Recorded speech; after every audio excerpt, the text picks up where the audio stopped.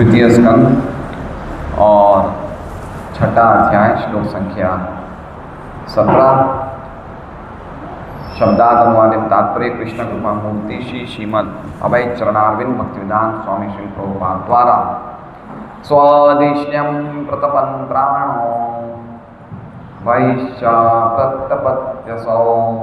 एवं विराजं प्रतपन् तपत्यन्तर्बहिः पुमान्।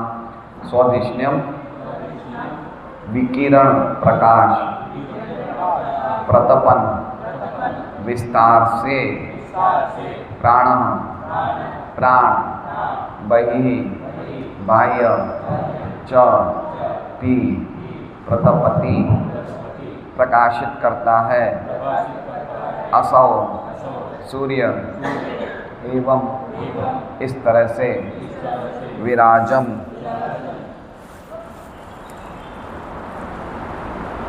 प्रत्यपन प्रतपन के विस्तार से, तपति जीवन प्रदान करता है, अंतः भीतर से, बहिः बाहर से, पुमान परम पुरुष। सूर्य अपने विकिरणों का विस्तार करके भीतर तथा बाहर प्रकाश वितरित करता है, इसी प्रकार से श्री भगवान अपने विराट रूप का विस्तार करके इस सृष्टि में प्रत्येक वस्तु का आंतरिक तथा बाह्य रूप से पालन करते हैं। ओम अज्ञानतिमिरान्धस्य ज्ञानाञ्जनशलाकया चक्षुरुन्मिलितं येन तस्मै श्रीगुरवे नमः। नामशेष्टं मनुमपि शचीपुत्रम् अत्र स्वरूपं रूपं तस्याग्रजं कुरुपुरीं माथुरीं गोष्ठवाटीं राधाकुण्डं गिरिवरम् अहोराधिका माधवाशां प्राप्तो यस्य प्रतितकृपया श्रीगुरुं तं नतोऽस्मि।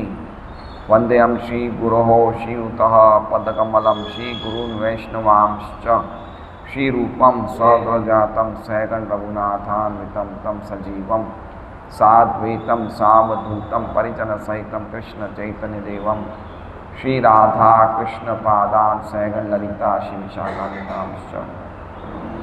गुरु वैष्णव भगवान तीने स्मरण है विघ्न विनाशन, अनायास होय निज वांछित पूरण। हरे कृष्णा कृष्णा कृष्णा हरे हरे, हरे राम राम राम हरे हरे। सभी भक्तों का भागवतम क्लास में स्वागत है। तो विराट पुरुष से संबंधित हम श्लोक पढ़ रहे हैं। अध्याय का नाम है पुरुष सूक्त की पुष्टि और ये श्लोक क्रमांक 17 है, जिस पे हम लोग आज श्रवण कीर्तन करेंगे। तो आप लोग ने पिछले श्लोक पूरा 4 श्लोकों से सम्मिलित है।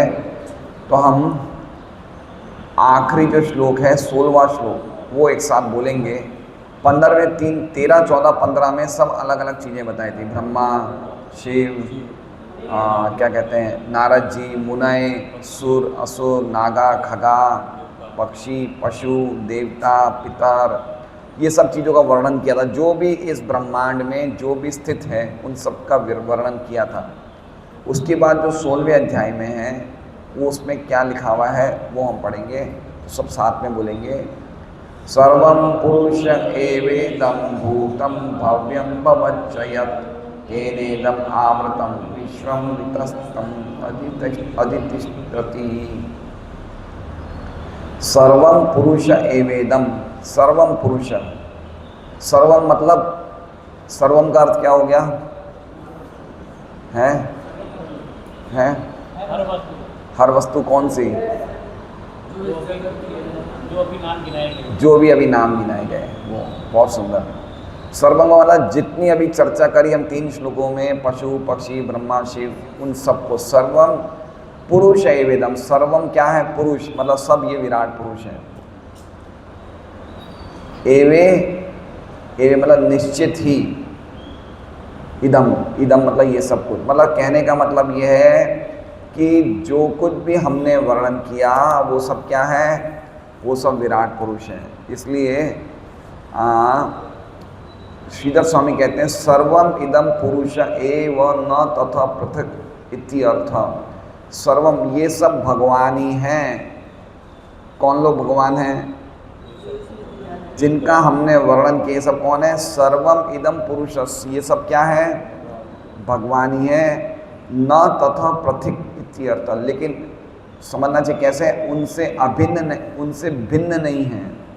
न तथा मतलब जिनसे, भगवान से ये भिन्न नहीं है। और उदाहरण में श्रीधर स्वामी क्या कह रहे हैं,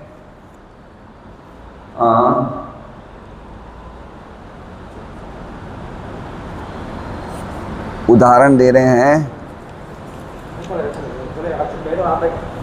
यथा कुंडलम सुवर्ण ना पृथक।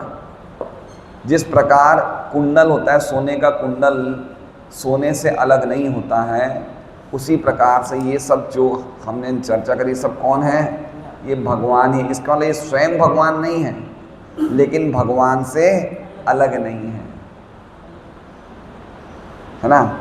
इसलिए देखिए बताने का तरीका क्या है, सर्वम इदम पुरुषम, ये सब भगवान है। मतलब कहने का मतलब ये भगवान से अलग नहीं है, स्वयं भगवान नहीं है।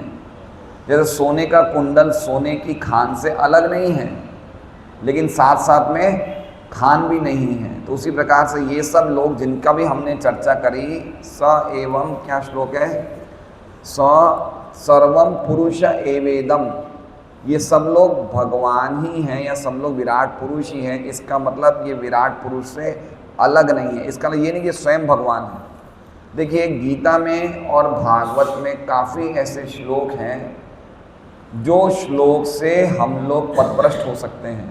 पथभ्रष्ट मतलब समझ रहे हैं, जो निराकारवादी हैं, निर्विशेषवादी हैं, वो श्लोक का अलग अर्थ निकाल सकते हैं। जैसे मान लीजिए अगर कोई निर्विशेषवादी अभी क्लास करे, निराकारवादी क्लास करे और यही श्लोक आ जाए तो क्या कहेगा, हम सब कौन हैं? भगवान हैं।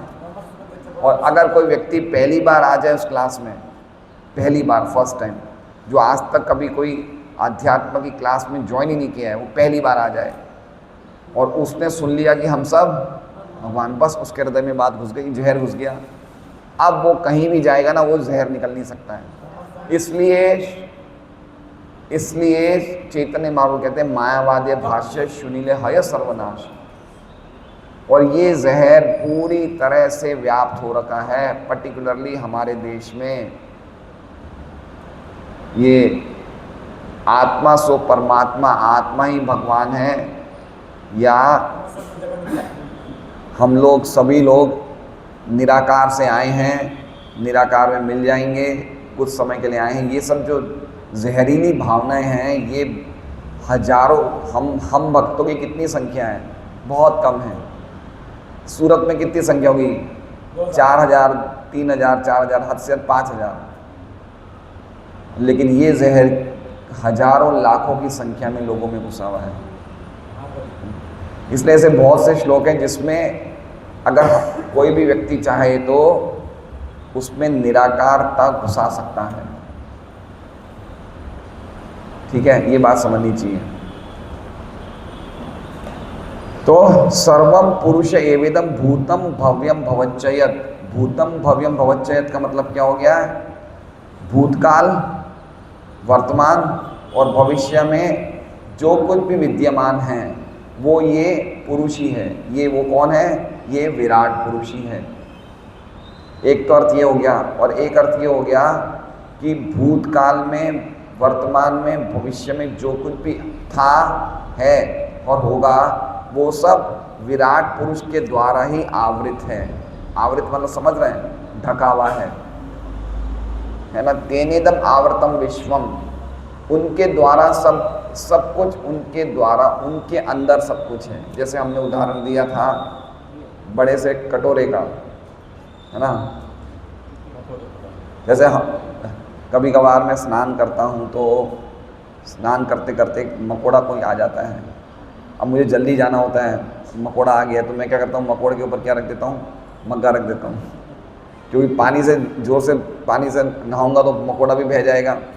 इसलिए क्या रख देता हूँ, मकोड़ा रख देता हूँ। फिर मैं स्नान करें मकोड़ा और मग्गा वापस जाता हूँ, मकोड़ा घूमता रहता है तो मग्गे से ढक दिया मतलब क्या हो गया, हमने आवृत कर दिया मकोड़ा। तो उसी प्रकार से पूरा जगत में जो कुछ भी है, भूत में था, वर्तमान में है, भविष्य में किन के द्वारा ढका हुआ है, किन के द्वारा ढका हुआ है, तेने दम आवृतम, उनके द्वारा। तेन मतलब विराट पुरुष के द्वारा। और आगे क्या कह रहे हैं, इतना ही नहीं, वितस्तिम अधितिष्ठति, वो खाली इस भौतिक जगत में ही नहीं है। वितस्तिम मतलब 10 उंगली, अधितिष्ठति वो अधि मतलब ज़्यादा है, तिष्ठति मतलब विद्यमान है। खाली इस जगत में विद्यमान नहीं है, जगत के बाहर भी विद्यमान है। समझ रहे हैं?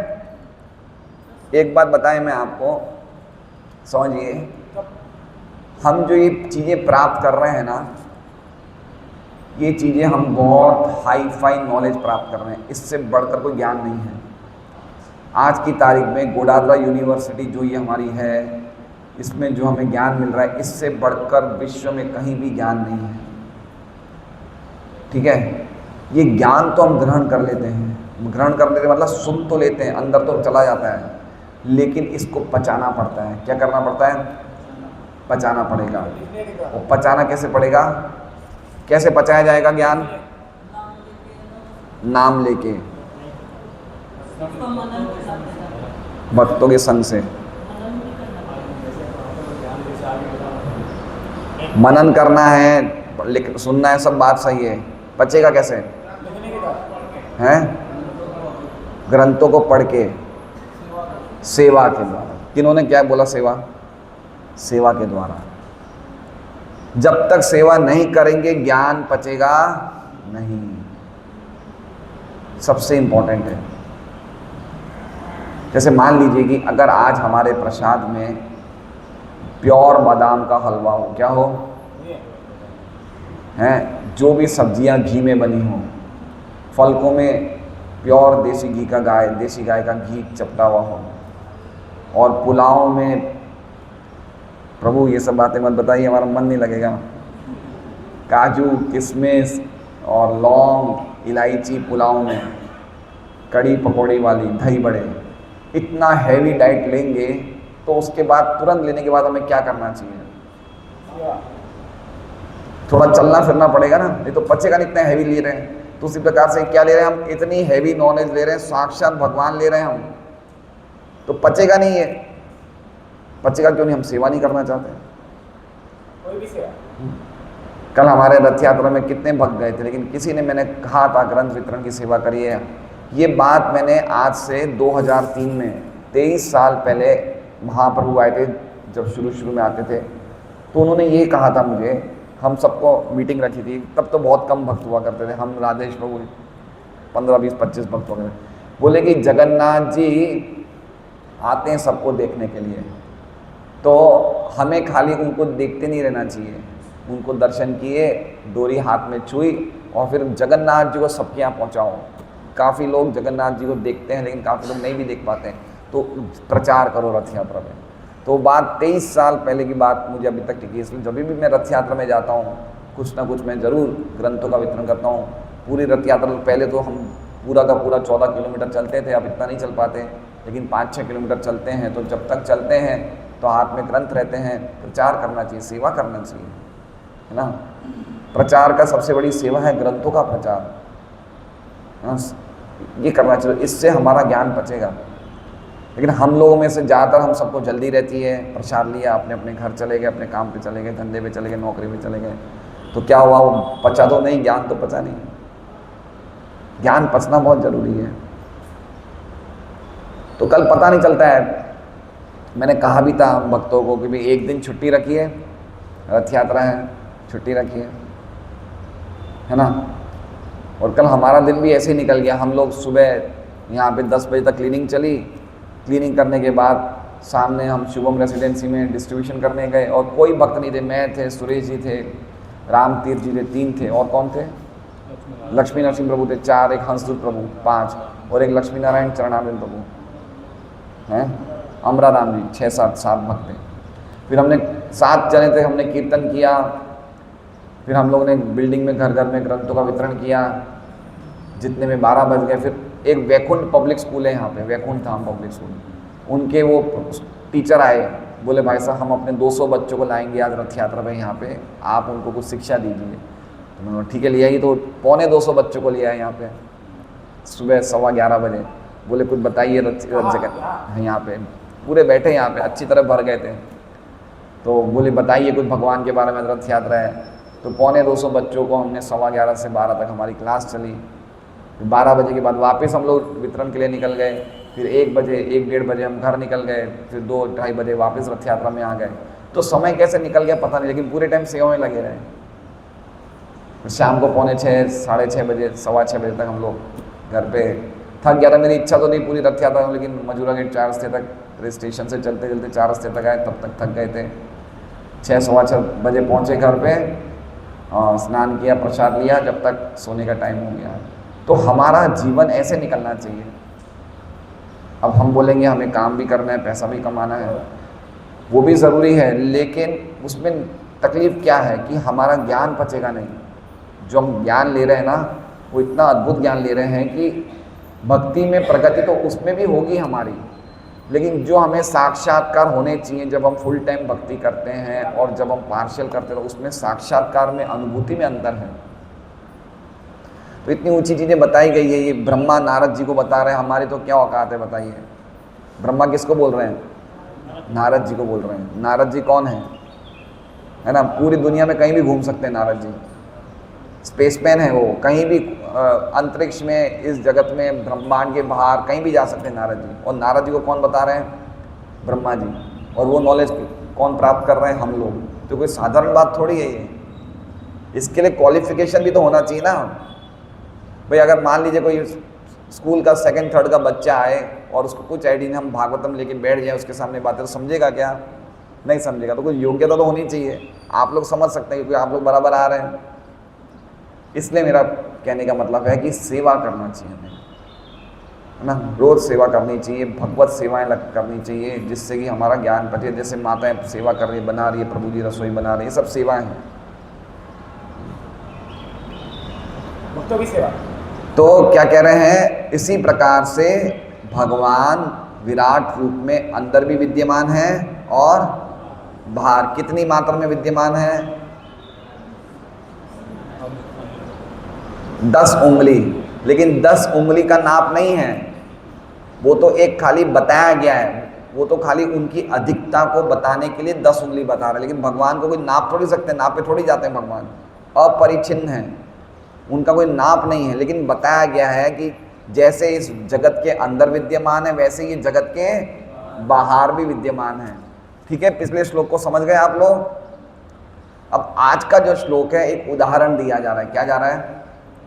कि किस प्रकार भगवान अंदर भी विद्यमान है और बाहर भी विद्यमान है। ये दृष्टांत के द्वारा, उदाहरण के द्वारा आज का श्लोक बताया गया है। ये आज के श्लोक क्या है? पिछले श्लोक का उदाहरण है। देखिए, जब तक हम श्लोकों का लिंक नहीं पढ़े समझेंगे, तब तक श्लोक से हमारा संबंध नहीं होगा।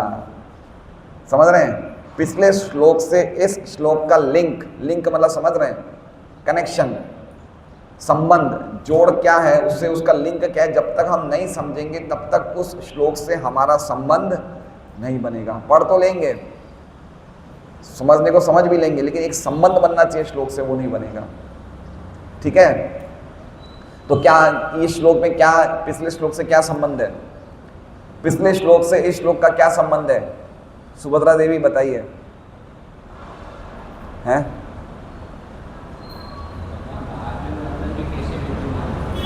हाँ, भगवान अंदर भी और बाहर भी कैसे विद्यमान है, उसका क्या कर रहे हैं इस श्लोक में?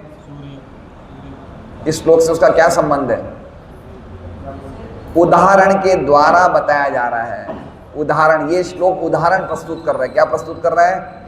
उदाहरण, एग्जाम्पल, दृष्टांत के द्वारा ये समझाया जा रहा है कि कैसे भगवान अंदर भी विद्यमान है, अंदर भी पूरी तरह से आवृत है और बाहर भी अपनी शक्ति दे रहे हैं। कैसे बताया? तो ये श्लोक में बताया गया, बताया उदाहरण। तो तो ये श्लोक में आएगा ना, ये श्लोक में सूर्य का उदाहरण दिया जा रहा है। किसका उदाहरण दिया जा रहा है? सूर्य का। तो हम पढ़ते हैं श्लोक।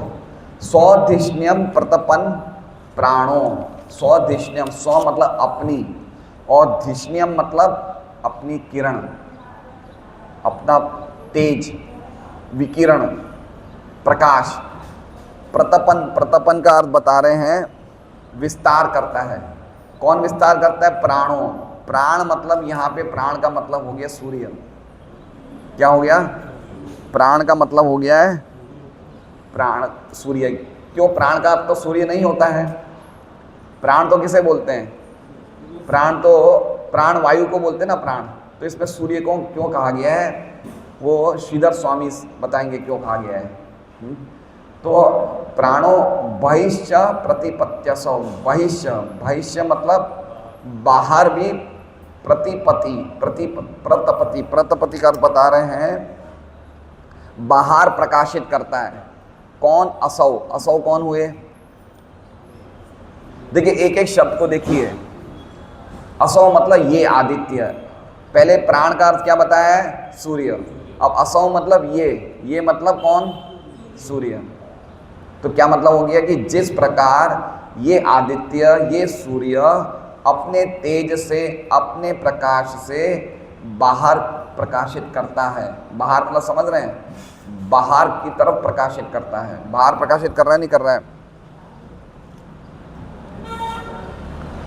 सूर्यदेव कहाँ पे है? अपने लोक में। तो सूर्यदेव अपने लोक में, उनके लोक में अंधेरा है या प्रकाश है? प्रकाश है ना। उनके खुद के सूर्य लोक में अंधेरा है, प्रकाश है। तो क्या वो अपने लोक में प्रकाश देते हैं, बाहर नहीं देते? क्या देते ना, हमें भी तो दे रहे हैं। तो उदाहरण क्या बताया है कि जैसे सूर्य अपने अंदर तो दे ही रहा है प्रकाश, लेकिन बाहर के लोकों को भी प्रकाशित कर रहा है। एवं उसी प्रकार, दूसरी लाइन क्या है? एवं मतलब उसी प्रकार विराजम। विराजम मतलब विराट, क्या लिखा है? विराजम का मतलब विराट रूप के इस देह को। विराट रूप मतलब कौन सा हो गया? ये जगत का रूप, उसे क्या बोलते हैं?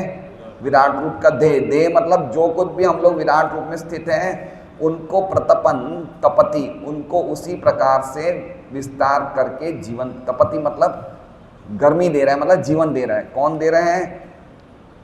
भगवान। पुमान मतलब भगवान। कैसे दे रहे हैं? अंदर से और बाहर से। अंदर से मतलब ब्रह्मांड के अंदर जीवन दे रहे हैं, और ब्रह्मांड के बाहर जीवन दे रहे हैं। समझ रहे हैं श्लोक को? समझ गए, नहीं समझ गए? क्या समझे बताइए? रामतीर्थ जी बताइए। उदाहरण के लिए जैसे कहीं मान लो हम घर के कमरे में बंद रहते हैं, तो सूर्य के निकलने पे तो कमरे के अंदर भी उजाला आता है और बाहर भी उजाला रहता है।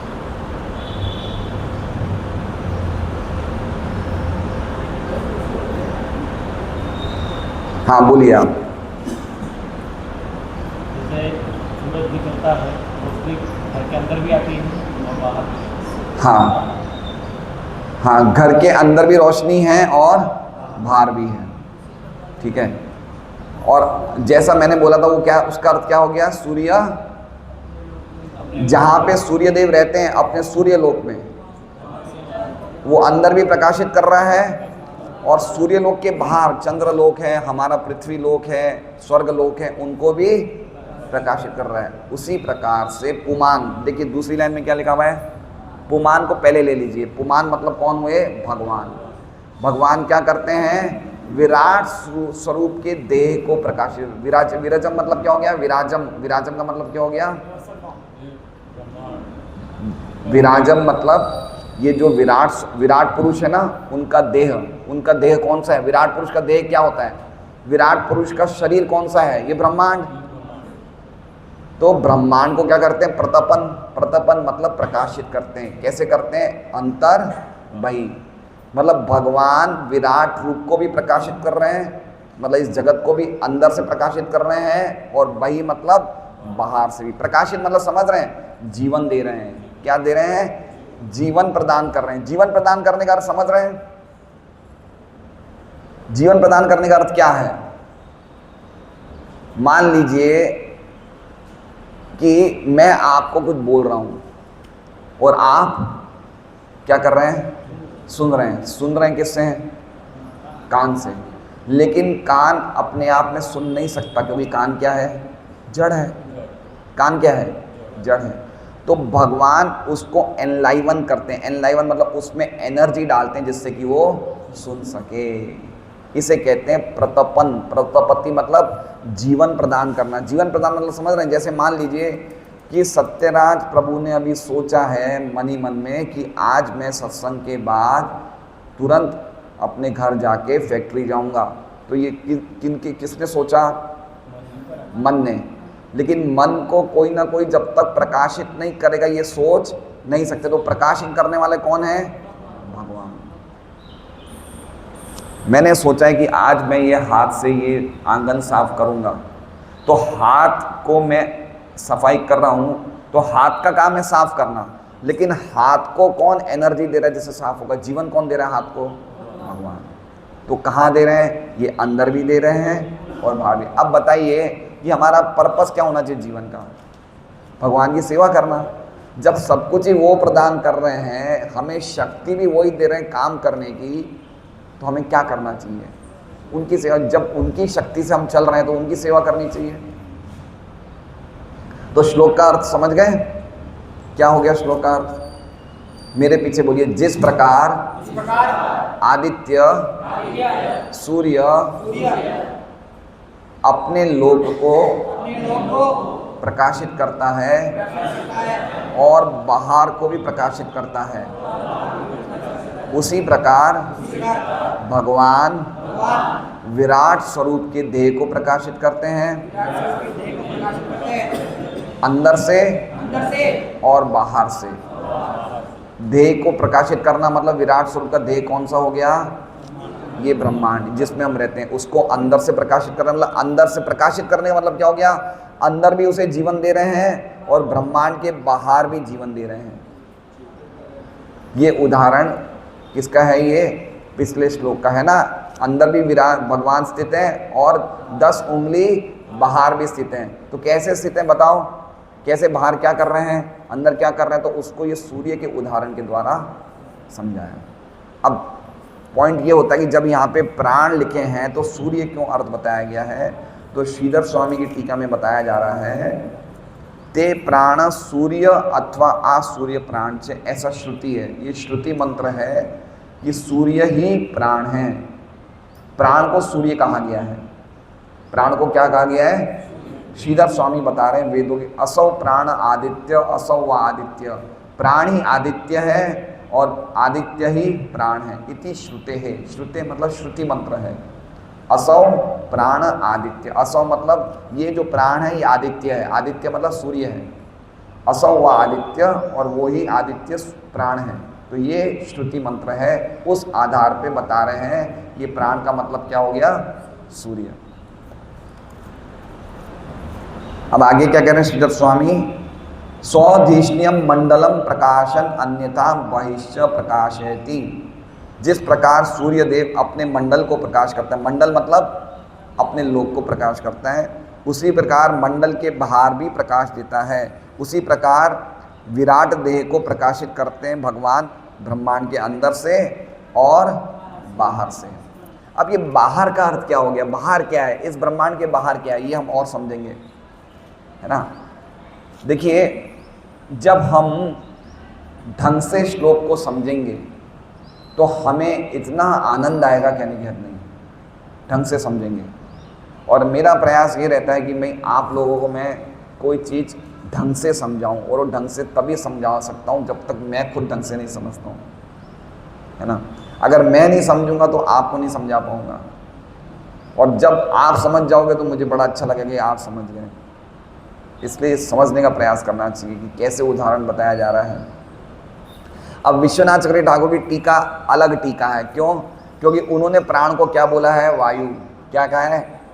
देखिए कितने बड़े बड़े आचार्य भी अलग अलग टीका हैं। श्रीधर स्वामी क्या कह रहे हैं? सूर्य। विश्वनाथ चक्रवर्ती ठाकुर कह रहे हैं प्राण। प्राण मतलब वायु। तो विश्वनाथ चक्रवर्ती ठाकुर कह रहे हैं कि उदाहरण के द्वारा बताया जा रहा है कि जैसे प्राणवायु शरीर के अंदर शक्ति देती है, उसी प्रकार और शरीर के बाहर भी शक्ति देती है। प्राणवायु अंदर भी है, बाहर भी है। तो हमारे शरीर को प्राणवायु शक्ति दे रही है, वायु से तो इंद्रियों को शक्ति मिल रही है ना। अभी किसी की वायु रोक दी जाए तो काम कर पाएगा क्या? नहीं कर पाएगा, छटपट आ जाएगा। तो जिस प्रकार से शरीर के अंदर प्राणवायु शरीर को एनर्जी दे रही है, उसी प्रकार शरीर के बाहर भी वो पूरी सबको एनर्जी देती है। उसी प्रकार भगवान जो अंतर्यामी रूप में ब्रह्मांड में विश्व रूप में स्थित है, विराट रूप में, वो अंदर भी सबको शक्ति दे रहे हैं। किसके द्वारा? ज्ञान, क्रिया और द्रव्य शक्ति के द्वारा। क्या क्या शक्ति दे रहे हैं? ज्ञान शक्ति, क्रिया शक्ति, द्रव्य शक्ति। इसी प्रकार वो अंदर भी सबको ये दे रहे हैं और बाहर भी सबको दे रहे हैं। ज्ञान शक्ति मतलब ज्ञान हमें मिले वो शक्ति, क्रिया शक्ति मतलब हम काम कर सकें वो शक्ति, और द्रव्य शक्ति मतलब जो हमें द्रव्य इकट्ठी कर सकें वो शक्ति। तो मैंने जो बताया था उदाहरण की, जैसे हम कुछ काम कर रहे हैं तो उसके लिए हमें शक्ति चाहिए।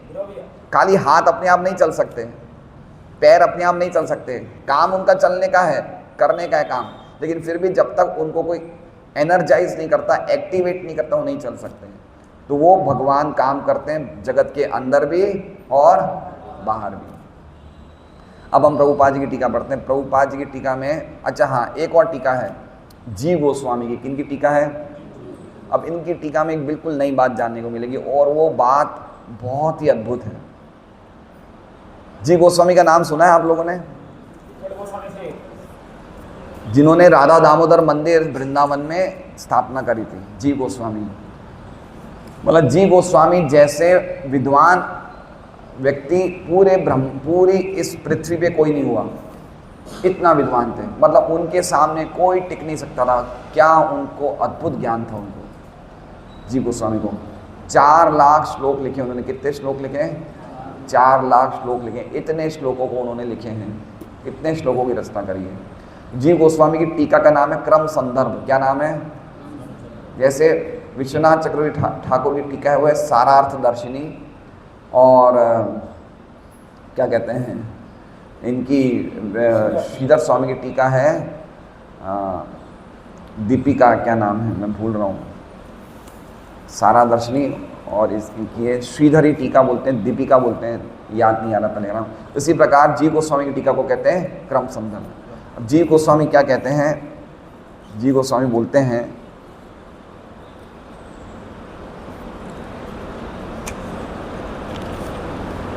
जो भगवान विराट रूप के प्रकाशक के रूप में स्थित हैं। विराट रूप के प्रकाशक कौन है? भगवान। हमने सुना था ये, भगवान विष्णु से विराट रूप बनता है। तो विराट रूप के प्रकाशक कौन है? भगवान है। वही भगवान अंत अर्थात, अब इसमें 2 शब्द देखिए, अंत और बही।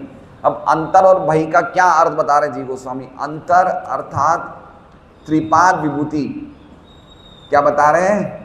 त्रिपाद विभूति। और बही अर्थात बहिरंग भौतिक जगत की एक पाद विभूति को प्रतपति अर्थात प्रकट करते हैं, ये बतलाया गया है। समझ रहे बात को? अब ये नई चीज क्या आ गई? प्रभु ये क्या क्या बताए जा रहे हैं आप? ये त्रिपाद विभूति क्या होती है? एक पाद विभूति। किन्होंने नाम पहले सुने?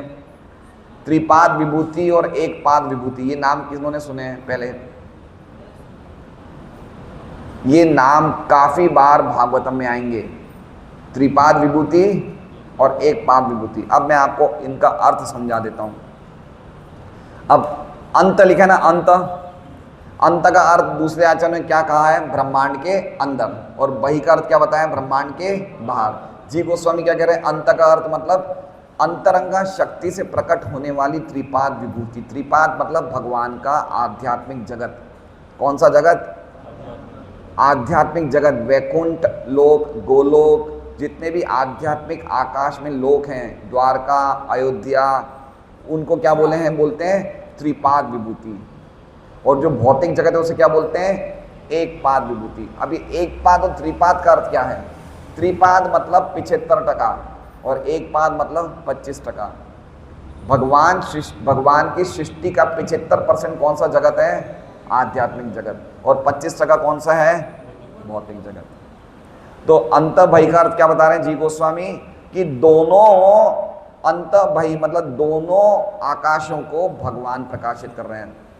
आध्यात्मिक आकाश त्रिपाद विभूति को, और भौतिक जगत ये भौतिक प्रकाश, ये क्या कहते हैं, भौतिक प्रकाश ये एक पाद विभूति। समझ गए? त्रिपाद विभूति एक पाद विभूति का अर्थ समझ गए? कहने का मतलब क्या है कि भौतिक जगत बड़ा है या आध्यात्मिक जगत बड़ा है? आध्यात्मिक जगत बड़ा है। शहर में जेल बड़ा होता है या शहर बड़ा होता है? जेलियों की संख्या ज़्यादा होती है या हमारी, है ना? तो उसी प्रकार से आध्यात्मिक जगत की संख्या बड़ी है 75%, और त्रिपाद विभूति एक पाद विभूति कितनी है? 25%।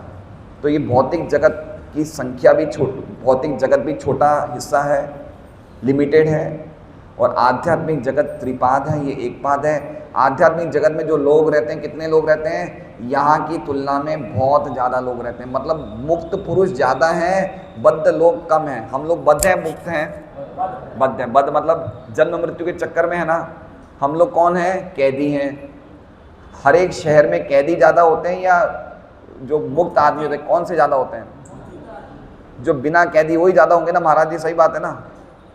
तो उसी प्रकार से हम लोग जो जन्म मृत्यु के चक्कर में हैं वो कम है संख्या में, और भगवान के जो अनुचर हैं, भगवान के पार्षद हैं, वो कितने हैं? बहुत बड़ी संख्या में हैं।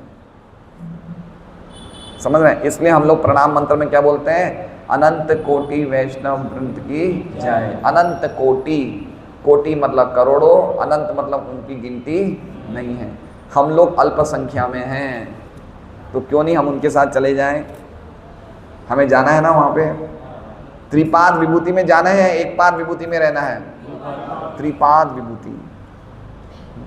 हम लोग यहाँ पे हैं, हमें कोई लेन देन नहीं है। अरे हम मजे में है ना। हमारी स्थिति पता है कैसी है?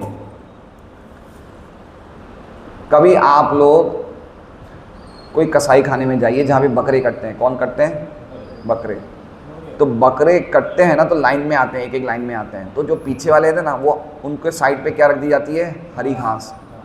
वो आगे वाला कट रहा है, पीछे वाला क्या खा रहा है? हरी घास खा रहा है ना? तो हम लोग देख रहे हैं कि भाई ये गए, मेरे दादा गए, मेरे परदादा गए, मैं तो रहूँगा।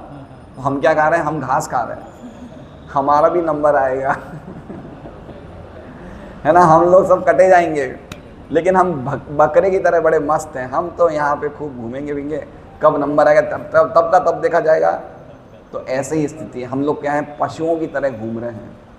कोई गंभीरता नहीं कि हमें अपनी त्रिपाद विभूति में जाना है। वो भगवान का असली जगत है जहाँ पे जन्म मृत्यु नहीं, हमें वहाँ जाना है। लेकिन उसके लिए हमें कोई भी इच्छा ही नहीं जागृत होती है। उसकी प्रैक्टिस करने के लिए मनुष्य जीवन मिला है ना? मैं एक्चुअली में दूसरा स्कंद पढ़ रहा हूँ भागवतम का, रोज मेरे स्वाध्याय में। तो उसमें जैसे कहा, उसमें भी इसका ही चर्चा है विराट पुरुष की, दूसरे अध्याय में। तो उसमें कहा गया है कि मनु भगवान की बुद्धि है। मनु कौन है? विराट पुरुष की बुद्धि है। और मानवता भगवान का निवास स्थान है। क्या लिखा हुआ है? मानवता भगवान का निवास स्थान। मतलब मनुष्य शरीर क्यों मिला है? मनुष्य शरीर मिला ही भगवान के पास पहुंचने के लिए मिला है। इसलिए लिखा है कि मानव जीवन क्या है? मानव शरीर भगवान का निवास स्थान है। तो मनुष्य जीवन मिला ही इस काम के लिए है, और कोई काम के लिए नहीं मिला है। और कोई काम के लिए मनुष्य शरीर नहीं मिला है। बाकी जो काम हमें करने हैं ना, वो दूसरी योनि में मिल जाएंगे। जैसे मान लीजिए अभी कोई व्यक्ति, प्रभु जी बोले मुझे कि प्रभु जी मैं 8:30 तक ही बैठूंगा। मैंने बोला क्यों भाई 9 बजे तक बैठे? बोले नहीं, बच्चों को तैयार करना है, स्कूल भेजना है, बच्चे हैं हमारे। तो बात तो सही कह रहे हैं, नहीं सही कह रहे हैं? सही कह रहे हैं वो। लेकिन ये बच्चों की फैसिलिटी उनको दूसरी योनि में मिलेगी? अरे नहीं मिलेगी। मिलेगी। अलग अलग से क्या होता है? बच्चों से प्रेम होता है उनका। एक शेर का शेर के बच्चे से प्रेम होगा नहीं होगा? गाय के बछड़े से प्रेम होगा नहीं होगा? इतना प्रेम करते हैं। हम अपने बच्चों को इतना नहीं करते। हम तो मोबाइल लेके चुप हो जा बेटा, परेशान मत कर मुझे। हम अपने मस्त, वो अपना मस्त। तो बच्चों का हमें ध्यान रखना है, ये फैसिलिटी दूसरी योनि में मिलेगी नहीं मिलेगी? मिलेगी। जो चीज हमें चाहिए सब मिलेगी, लेकिन कृष्ण भावनामृत नहीं मिलेगी। हम लोग 15 साल पहले यहाँ आते थे, 2010-11 की बात है, तो पीछे एक श्याम सृष्टि बिल्डिंग है, वो बहुत पहले की बनी हुई है। उसके आसपास सब हरी घास थी, खेतर थे, ये कुछ नहीं था। लेकिन एक जगह एक कोई कॉलोनी आती है ना, धीरे धीरे वहाँ पे स्कूल भी आ जाती है, दवाई की दुकान भी आ जाती है। अब देखिए कितना ये पूरा फला फूला हो गया, सब कुछ है यहाँ पे। होलसेल में स्कूलें हैं, होलसेल में यहाँ पे वो डांसिंग क्लास स्टूडियो है, सब कुछ है। तो ये चीज़ों की कोई कमी नहीं है। अपने आप एक जगह दूर चले जाओगे, 20 किलोमीटर दूर यहाँ से चले जाओगे, तो आपको लगेगा मैं कहाँ जंगल में आ गया, लेकिन 5 साल में तो पूरा वो शहर बन जाएगा, स्कूल भी आ जाएगी, कॉलेज भी आ जाएगी, सब आ जाएगा। तो इन चीज़ों की कमी नहीं है। कमी किस चीज़ की है? कृष्ण भक्ति की कमी है, और कोई चीज़ की कमी नहीं है। तो ये प्रभुपाद जी गोस्वामी की टीका थी। तो कितनी टीकाएं हमें मिल रही है सुनने को। श्रीधर स्वामी सूर्य बता रहे हैं, विश्वनाथ ठाकुर प्राण बता रहे हैं, और जी गोस्वामी ने अंतर और भय की अलग व्याख्या बताई है ना। तो ये आचार्य की टीका का ये विशेषता है कि हम जब समझेंगे तो हमारा हृदय गदगद हो जाएगा। और उसके बाद प्रसाद मिल जाए फिर तो कहना ही क्या है ना। इसलिए कोई भी यज्ञ बिना प्रसाद के पूरा नहीं होता है। तात्पर्य पढ़ते हैं हम। यहाँ पर श्री भगवान के विराट रूप का या उनके निर्विशेष रूप का स्पष्ट विवेचन हुआ है, जो ब्रह्म ज्योति कहलाता है, और उसकी तुलना सूर्य के प्रकाश के वितरण से की गई है। अब देखिए इसमें क्या बता रहे हैं। इसमें कह रहे हैं कि भगवान प्रकाशित कर रहे हैं अंदर के जगत को, बाहर के जगत को। तो ये प्रकाश जो है ना भगवान का, वो क्या है?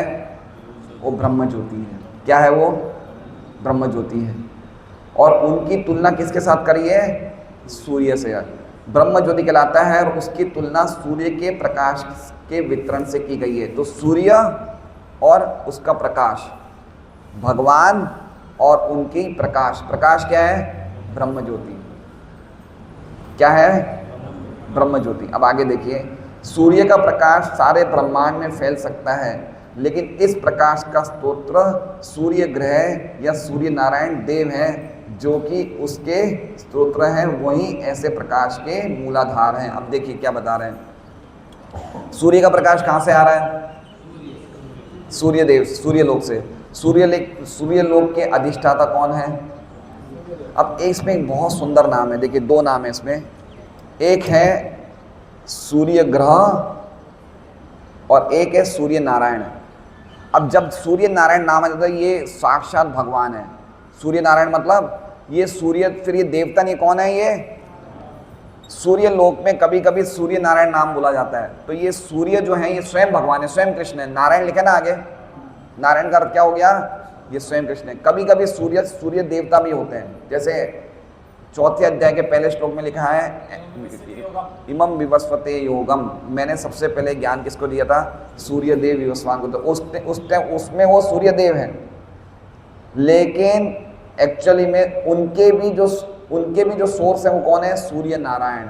इसलिए सूर्य की बड़ी क्या कहते हैं, बहुत महिमा गाई गई है। ये भागवतम के 5वें स्कंद में सूर्य नारायण की पूरी महिमा का एक पूरा अध्याय है। भागवत के 5वें स्कंद में सूर्य नारायण की महिमा। तो सूर्य नारायण कौन है? स्वयं कृष्ण है। तो आगे कह रहे हैं वही ऐसे प्रकाश के मूलाधार हैं। कहाँ से निकल रही है प्रकाश? भगवान से, है ना। तो प्रकाश बड़ी है या भगवान बड़े हैं? भगवान बड़े, भगवान से प्रकाश निकल रही है ना। इसी प्रकार पूर्ण पुरुषोत्तम भगवान श्री कृष्ण ब्रह्म ज्योति या श्री भगवान के निर्विशेष रूप के आधार हैं। इसकी पुष्टि श्रीमद् भगवद गीता 14.27 में की गई है। अब समझ रही बात को आप लोग? क्या बताया इसमें? इसमें कहा गया है कि पूरा जगत में जो सब जगह व्याप्त है, ये जिसकी शक्ति से सब कुछ चल रहा है। हमने क्या पढ़ा था? थोड़ी देर बुद्धि खोल के रखिए। पिछले श्लोक में हमने क्या पढ़ा था कि ये देवता हैं, किन्नर हैं, पशु हैं, पक्षी हैं, सब कहाँ पे व्याप्त हैं? ये सब विश्व रूप के अंदर ढके हुए हैं। तो ये जो कुछ भी विश्व रूप है, तो विश्व रूप को इसमें क्या बताया कि ये ब्रह्म ज्योति से ही प्रकाशित हुआ है। किससे प्रकाशित हुआ है? ब्रह्म ज्योति। ब्रह्म ज्योति क्या है? भगवान की कांति, भगवान का प्रकाश। तो भगवान मूल हुए या प्रकाश मूल हुआ? पहले कौन आए? भगवान। भगवान से प्रकाश आ रहा है, तो प्रकाश का कोई रूप नहीं है, ज्योति का कोई रूप नहीं है, लेकिन किसका रूप है? भगवान का। तो साकार से निराकार आता है, निराकार से साकार नहीं आता है। समझ रहे हैं? व्यक्ति से निराकार आता है, निराकार से व्यक्ति नहीं आता है। अब भारत में काफ़ी लोग ऐसे हैं जो बोलते हैं निराकार रूप ले लेता है, कभी गणेश बन के आता है, कभी शिव बन के आता है, कभी राम बन के, कभी श्याम बन के चले आना, प्रभु जी मेरे घर पे। ये सब क्या है? भारत के 99% लोग निराकार की भावना से पूरी तरह से बीमार हो चुके हैं। उसका कोई रूप नहीं है, वो अलग अलग रूप लेके आता है। निराकार क्या बन के आ रहा है? साकार। लेकिन ये क्या कह रहे हैं? साकार से निराकार आता है। निराकार क्या है? भगवान का प्रकाश। और ये बात बिल्कुल सही है कि भगवान के प्रकाश से जगत बन रहा है। जगत को एनर्जी किससे मिल रही है? भगवान के प्रकाश से, ब्रह्म ज्योति से। लेकिन ब्रह्म ज्योति किसकी कांति है? भगवान की। ब्रह्म ज्योति निराकार है, लेकिन भगवान साकार है। समझ रहे बात को? ये बात समझने जैसी है। इसलिए गीता जी का 14.27 का श्लोक कहा गया है, ब्रह्मणो ही प्रतिष्ठाहम। ये जो निर्विशेष ब्रह्म है, उसकी प्रतिष्ठा, उसका आधार कौन है? कृष्ण कहते हैं अहम, मैं हूं। तो जो निराकार हमें देख रहे हैं, निराकार, ये पूरा जगत निराकार ज्योति से चल रहा है। लेकिन निराकार ज्योति क्या है? वो भगवान का प्रकाश है। तो ओरिजिनल कौन है? भगवान। प्राइमरी कौन हुए? भगवान। सेकेंडरी कौन है? निराकार। तो आकार से साकार से निराकार आते हैं, निराकार से साकार नहीं आते। समझ लीजिए बात को, जो कि निराकार गलत नहीं है। परम सत्य में दोनों चीजें होनी चाहिए, आकार भी होना चाहिए, निराकार भी होना चाहिए। समझ रहे हैं? एक बात समझिए, अंधेरे का डेफिनेशन क्या है? अंधेरे का डेफिनेशन क्या बोलते हैं? परिभाषा। अंधेरे की परिभाषा क्या है? प्रकाश का अभाव। क्या बोलते हैं? अंधकार। तो अंधकार किस पे आश्रित है? प्रकाश पे। तो प्रकाश क्या हो गया? मुख्य, और अंधकार क्या हो गया? गौण। तो उसी प्रकार से परम सत्य के दो अभिव्यक्ति है, साकार और निराकार। साकार क्या है? मुख्य, निराकार गौण। देखिए, ये बहुत हाई फाई बातें बता रहा हूं मैं आपको, लेकिन समझने लायक है। हम अंधकार का मतलब क्या है समझिए पहले। अंधकार का मतलब क्या है हरिकांता माता जी? अंधेरे का मतलब क्या है? प्रकाश जहां नहीं होता है वो अंधकार। तो अंधकार की सत्ता किस पे आधारित है? प्रकाश पे। अगर प्रकाश नहीं होगा तो अंधकार होगा क्या? नहीं होगा। प्रकाश है इसलिए तो अंधकार है। समझ रहे बात को? दिमाग लगाइए। प्रकाश का जब प्रकाश, ये देखिए अब ये सब कुछ खुला है, रोशनी आ रही है, हम सब कुछ बंद कर देंगे, क्या हो जाएगा? अंधेरा। तो अंधेरा कब हुआ? जब प्रकाश का अभाव हो गया तो अंधेरा हो गया। तो अंधेरा किस पे टिका हुआ है? प्रकाश पे। अंधेरे की सत्ता किस पे टिकी हुई है? प्रकाश पे। कभी हम ऐसे बोलते हैं कि अंधेरे का अभाव प्रकाश है? अगर हम पूछें प्रकाश की डेफिनेशन, प्रकाश की परिभाषा बताओ, तो कभी हम ऐसा बोलते हैं कि अंधकार का अभाव प्रकाश है? नहीं, ऐसा नहीं बोलते।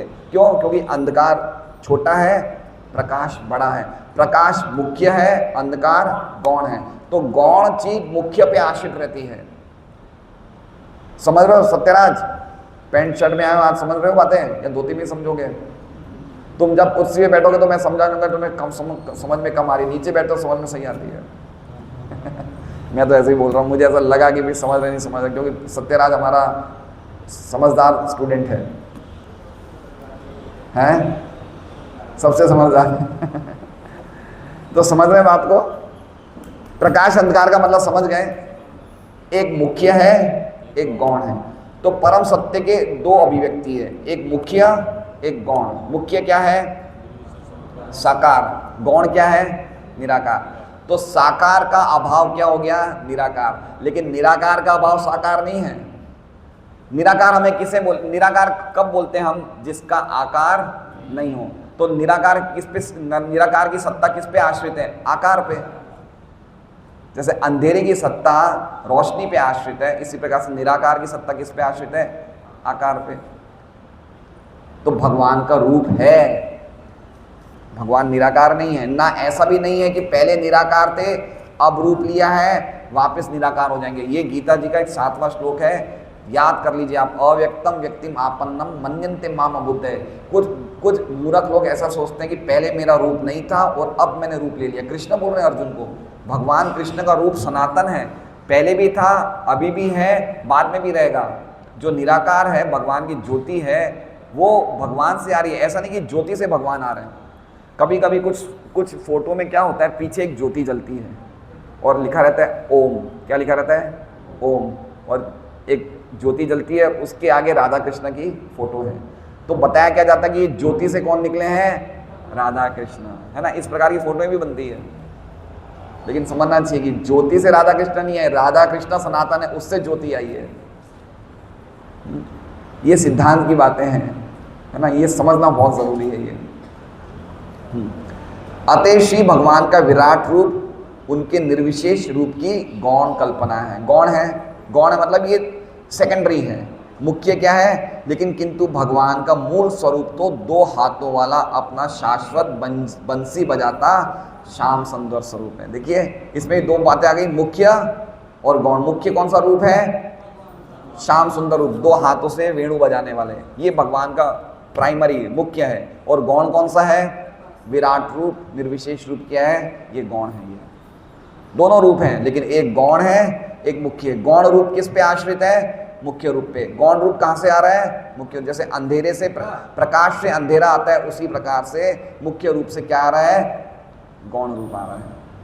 विराट रूप से नहीं आ रहे भगवान, भगवान से विराट रूप आ रहा है। अच्छा आप देखिए 11वां अध्याय गीता जी का पढ़िए, भगवान ने विराट रूप बताया, फिर अर्जुन ने चतुर्भुज रूप पूछा, चतुर्भुज रूप बताया, फिर कौन सा रूप बताया?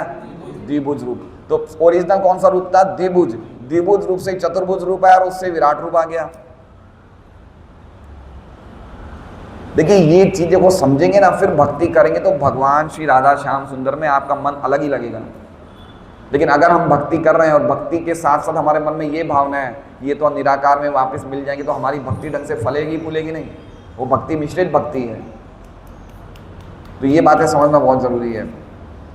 अब देखिए प्रभुपाद ने टीका लिख दी, अब आगे देखिए जीव गोस्वामी की टीका लिख रहे हैं प्रभुपाद। देखिए आचार्य भी टीका पढ़ के हम प्रभुपाद की टीका पढ़ेंगे कितनी अच्छे से समझेंगे। देखिए प्रभुपाद क्या लिखते हैं, श्री भगवान के वितरित प्रकाश का 75% आध्यात्मिक आकाश त्रिपाद विभूति में व्यक्त होता है और शेष 25% भौतिक ब्रह्मांडों के समग्र विस्तार को आलोकित करता है। ठीक है, श्री भगवान के वितरित प्रकाश मतलब जो प्रकाश से भगवान प्रकाशित कर रहे हैं दोनों जगत को, ब्रह्म ज्योति को, वो 75% किसमें व्यक्त होता है? त्रिपाद विभूति, और 25% एक पाद। तो जीव गोस्वामी की भी टीका ली, श्रीधर स्वामी की टीका, प्रभुपाद की टीकाएं देखिए आप, आगे सबकी टीका। इस तरह भगवान के प्रकाश का 75% विस्तार उनकी अंतरंगा शक्ति कहलाती है। अंत का मतलब बता रहे हैं, अंत मतलब अंतरंगा शक्ति, मतलब जिससे भगवान की अनेक शक्तियां हैं। अंतरंगा शक्ति से क्या निकलते हैं? भगवान के धाम, गोलोक, वृंदावन, वैकुंठ लोक, ये सब भगवान के धाम है। ये कितनी टका में है? कितने? 25% है, 75% है, 75% है। और शेष 25% बहिरंगी शक्ति कहलाते हैं। बहिरंगी मतलब ये बहिरंगा शक्ति मतलब माया शक्ति। माया शक्ति से क्या निकल रहा है? ये भौतिक जगत।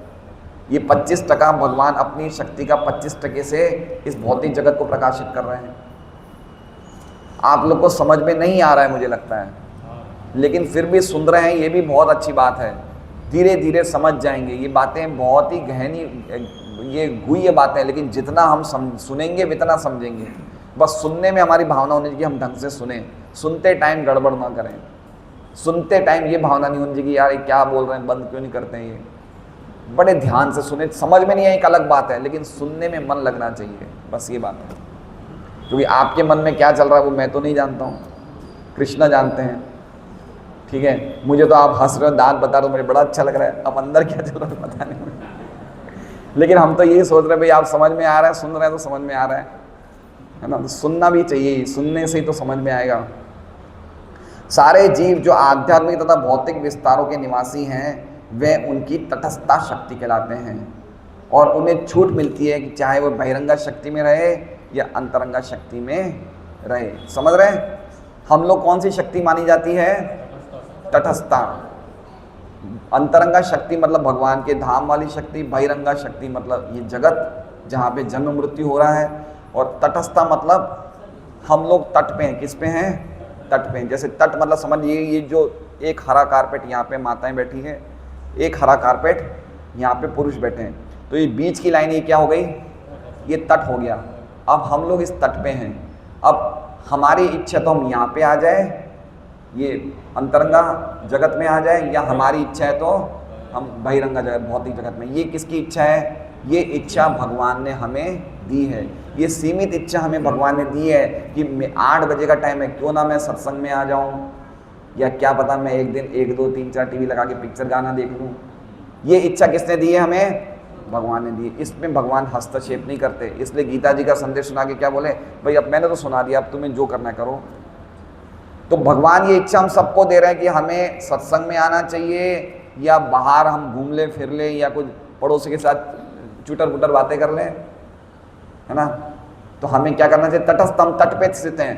जैसे तट होता है ना, समुद्र का तट, हमारी इच्छा तो पानी में अपने पैर धो लें, या फिर हमारी इच्छा तो हम सूखी जमीन पे आ जाएं।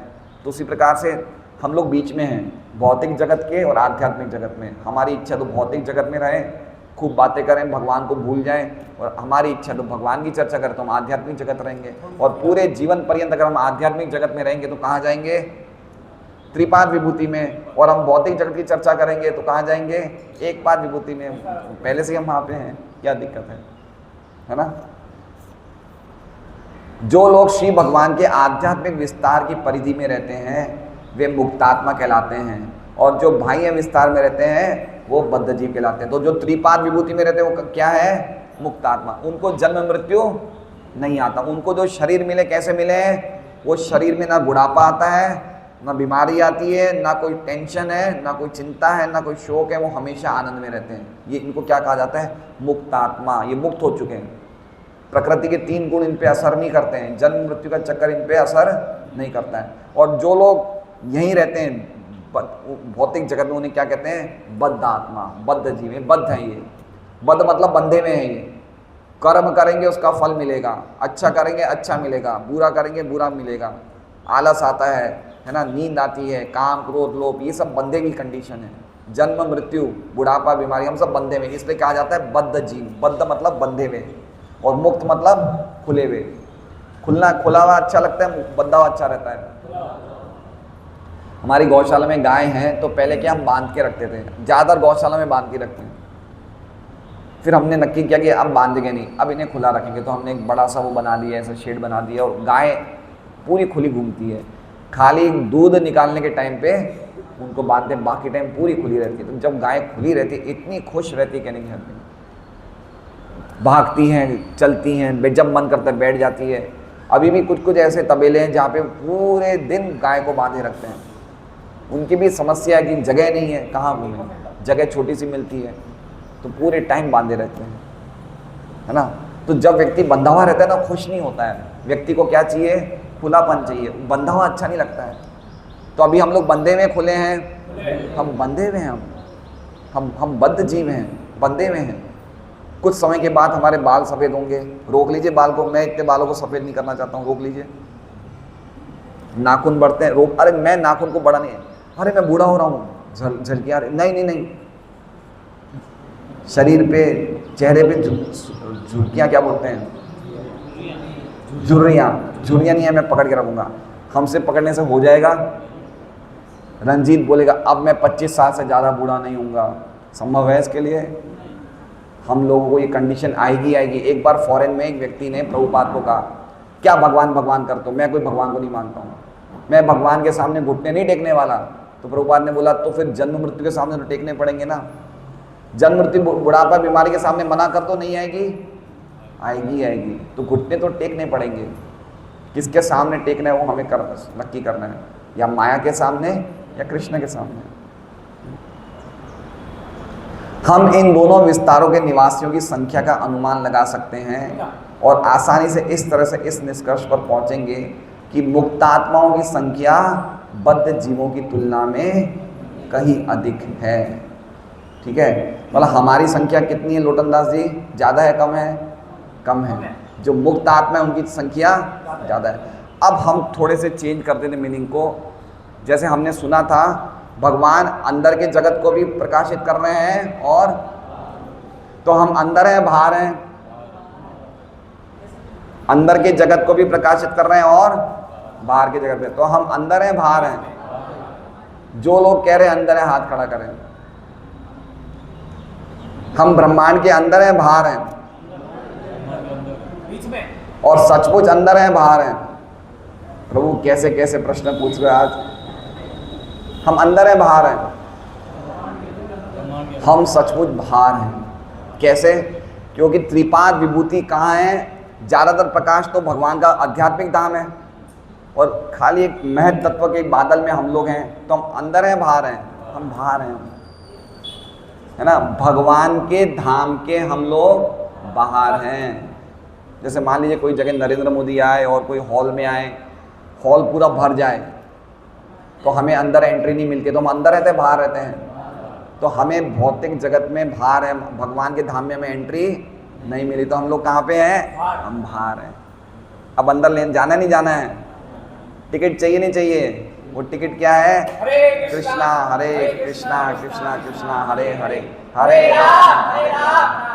निरपराध पूर्वक, बिना कोई अपराध के जब हरि नाम करेंगे, भगवान की सेवा में लगेंगे, भक्तों का संग करेंगे, तो हमें टिकट मिलेगी जिससे कि हम अंदर चले जाएं, यानी कि त्रिपाद विभूति में प्रवेश कर लें। हरे कृष्ण। श्रीमद् भागवतम की जय, श्रील प्रभुपाद की जय। तो बहुत ही गहरे श्लोक हैं और अद्भुत श्लोक है। अब ये जो त्रिपाद विभूति, एक पाद विभूति है ना, इसकी चर्चा कल और होगी, है ना। कल जो श्लोक आएंगे इनसे संबंधित आएंगे, त्रिपाद विभूति से और एक पाद विभूति से। 5 मिनट के लिए हम प्रश्नोत्तरी लेंगे। माता जी 10 उंगली का अर्थ ऐसा नहीं कि 10 उंगली ज़्यादा है भगवान, एक बताया गया है, एक अधिकता को बताया गया कि हम बोलते ना भगवान देते तो 10 हाथों से देते, तो ऐसा नहीं 10 हाथों से देते, भगवान के तो हजारों हाथ हैं। तो 10 उंगली का अर्थ है भगवान 10 उंगली ज़्यादा है, इसका मतलब भौतिक जगत से कहीं ज़्यादा है। 10 उंगली को ऐसा मत समझिए कि 10 उंगली गिनती की है, ऐसा मत समझिए। बोलिए निर्मल जी। ब्रह्म ज्योति का आधार स्वयं भगवान है, स्वयं भगवान है। शक्ति आधार नहीं होती, शक्तिमान आधार होता है।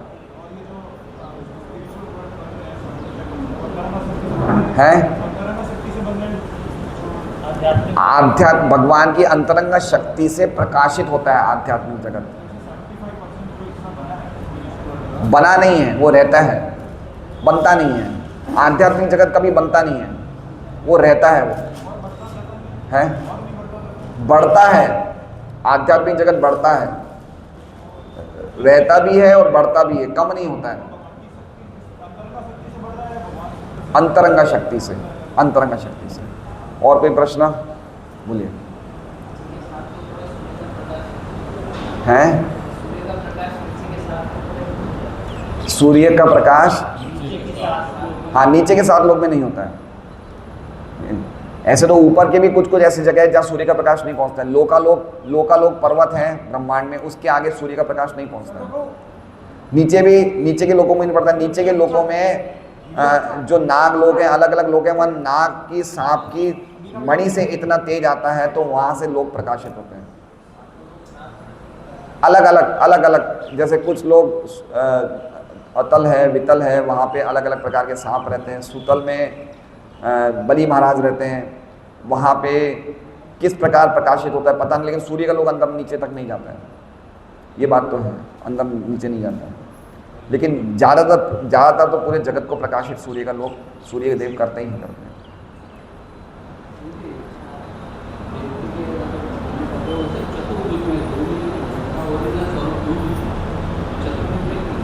चतुर्भुज में इसलिए प्रकट होंगी देवकी और वसुदेव जी को पता चल जाएगी मैं भगवान हूं। इसलिए देवकी और वसुदेव जी ने प्रार्थना करी थी भगवान से कि आप हमारे बेटे बन के आना। तो अगर द्विभुज रूप में आते तो उनको डाउट रहता कि भगवान है नहीं है, तो चतुर्भुज रूप में आए, क्योंकि द्विभुज रूप ज़्यादातर मनुष्य जैसा लगता है। द्विभुज हमारे दो हाथ है ना, ये दो हाथ हमें भगवान के दो हाथों से मिले हैं। ओरिजिनली ये द्विभुज रूप तो भगवान का है। उनसे देखिए एक बात समझिए, ओरिजिनली जो हमारा दो हाथों वाला शरीर है ना, ये हमारा शरीर नहीं है, हमारा रूप नहीं है। किसका रूप है? भगवान के रूप से हमारा रूप बना है, भगवान के रूप से हमें रूप मिला है। जैसे सुरभि माँ जो भगवान के धाम में गाय हैं, उनसे सब गायों को जगत में रूप मिला है, उसी प्रकार से द्विभुज रूप से हमें रूप मिला है। तो ओरिजिनल रूप भगवान का द्विभुज है, लेकिन उनको विश्वास होना चाहिए हाँ स्वयं भगवान ने प्रकट हो तो पहले चतुर्भुज रूप बताया। हरे कृष्णा। श्रीमद् भागवतम की जय, श्रील प्रभुपाद की जय। तो आज का प्रसाद